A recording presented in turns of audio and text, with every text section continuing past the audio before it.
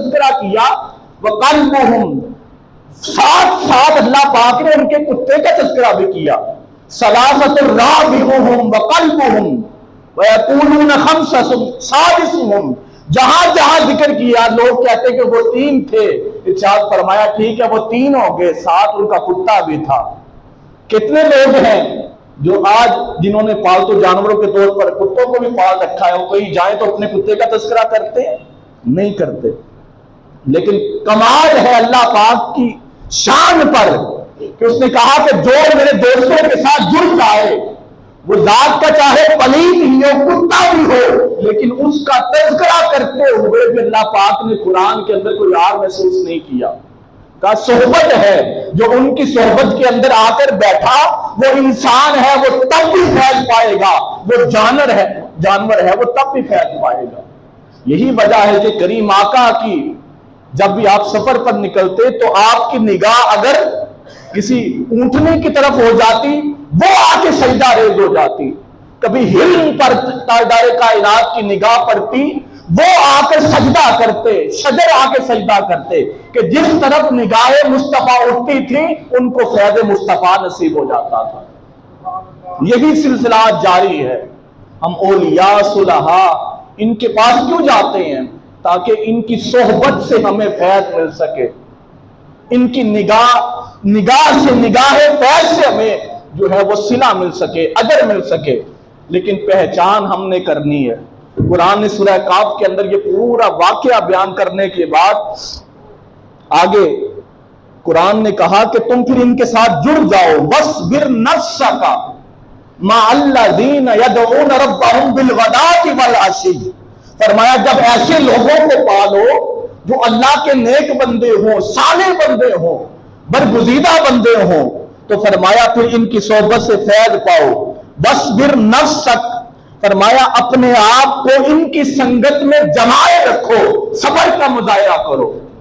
آج ہم اگر کسی کے پاس چلے جائیں تو ہم صبر نہیں کر پاتے، اور ہمارا معیار بدل گیا۔ ہم ایسے لوگوں کے پاس جاتے ہیں اپنی دنیاوی خواہشوں کے لیے کہ دعا کر دیں یہ کام ہو جائے، دعا کر دیں یہ کام ہو جائے، میں یہ مقصد لے کر آیا ہوں۔ لیکن اللہ پاک نے کہا اگر ان سے کچھ پانا ہے تو سب سے پہلی سیڑھی صبر ہے۔ وَاصْبِرْ نَفْسَكَ مَعَ الَّذِينَ يَدْعُونَ رَبَّهُمْ، جب ان کے پاس بیٹھو تو صبر کا مظاہرہ کرو اور صبر کے ساتھ اپنے آپ کو جمائے رکھو۔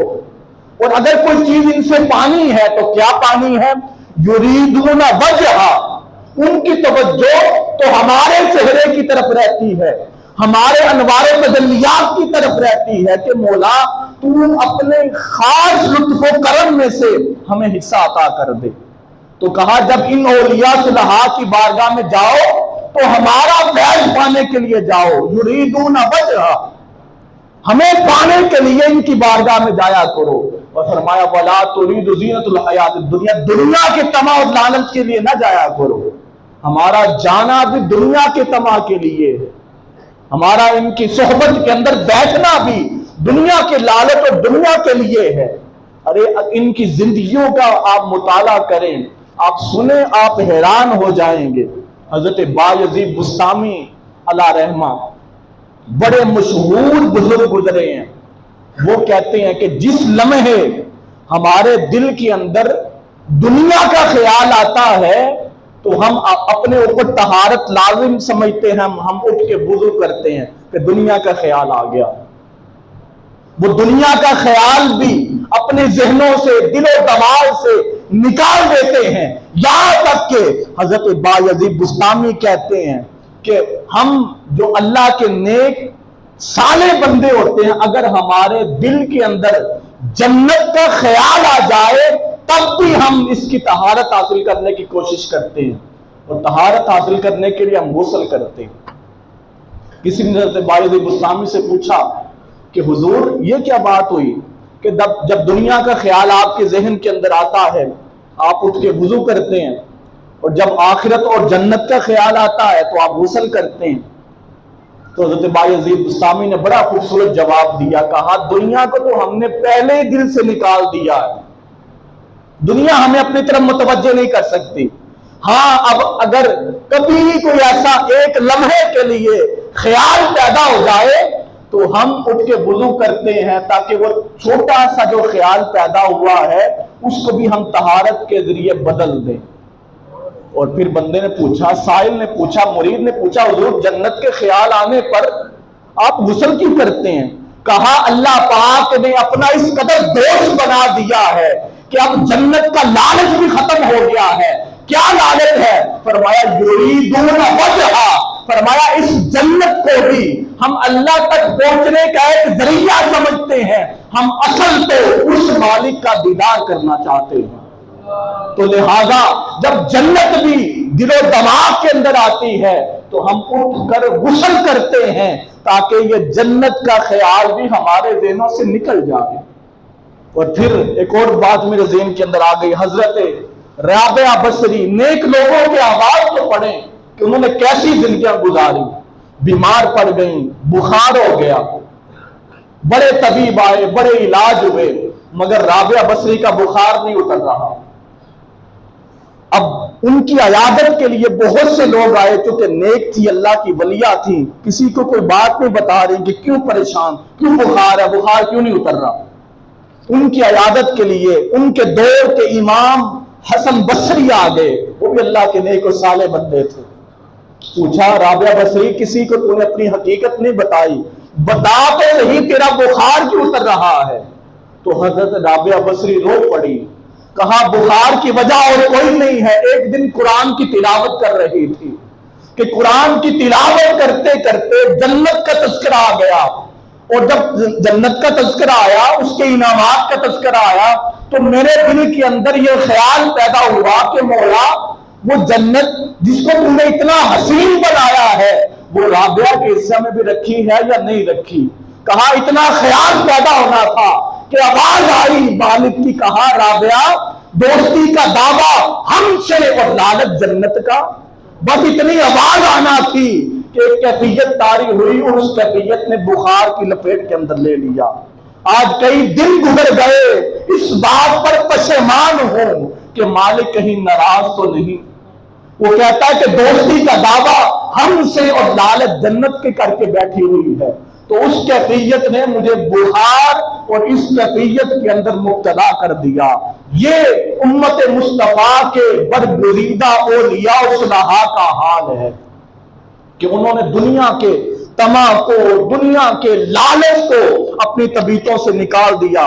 اور قرآن نے بھی اصحاب کہف کا پورا واقعہ بیان کرنے کے بعد آگے جو ہمیں سبق دیا ہے وہ یہی دیا ہے کہ وَاصْبِرْ نَفْسَكَ مَعَ الَّذِينَ يُرِيدُونَ رَبَّهُمْ بِالْغَدَاةِ وَالْعَشِيِّ يُرِيدُونَ وَجْهَهُ، فرمایا ایسے لوگوں کی صحبت کے اندر بیٹھو جن کی طبیعت کے اندر تمہیں کوئی لالچ محسوس نہ ہو، کوئی طمع محسوس نہ ہو، کوئی دنیا داری محسوس نہ ہو، ان کا طمع اور لالچ ایک ہی ہو کہ مولا یہ دنیا کے سارے پردے ہٹ جائیں تو اپنی زیارت سے ہمیں مشرف یاد فرما دے۔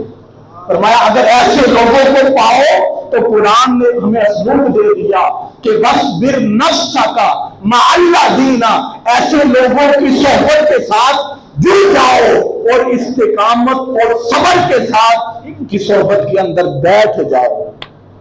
اور قرآن نے اسی آیت کے اندر آگے ارشاد فرمایا کہ جو پھر دنیا کے طمع اور لالچ کے اندر پڑ جاتے ہیں، فرمایا وَعَنْهُمْ تُرِيدُ زِينَةَ الْحَيَاةِ الدُّنْيَا وَلَا تُطِعْ مَنْ أَغْفَلْنَا قَلْبَهُ عَنْ، جو اس دنیا کے لالچ کے اندر پڑ گیا، اس دنیا کی آسائش کے اندر پڑ گیا، فرمایا اس کی رنگینیوں کے اندر پڑ گیا، فرمایا وہ غافل ہو گیا۔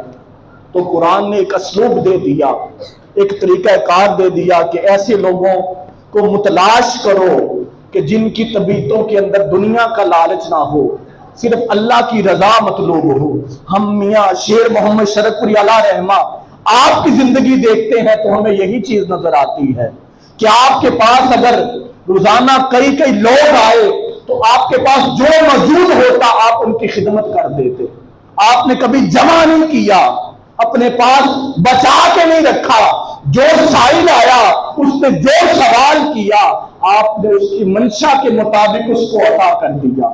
یہ اللہ کے نیک بندوں کے اوصاف ہوا کرتے ہیں کہ وہ اپنی طبیعتوں کے اندر دنیا کا لالچ ختم کر کے اپنی توجہ مولا کے دیدار اور اس کی عطا اور اس کی توجہات کی طرف کر لیتے ہیں، اور جو پھر ان سے وہ فیض لینے آتا ہے ان کو وہ اس فیض میں سے حصہ عطا کر دیتے ہیں۔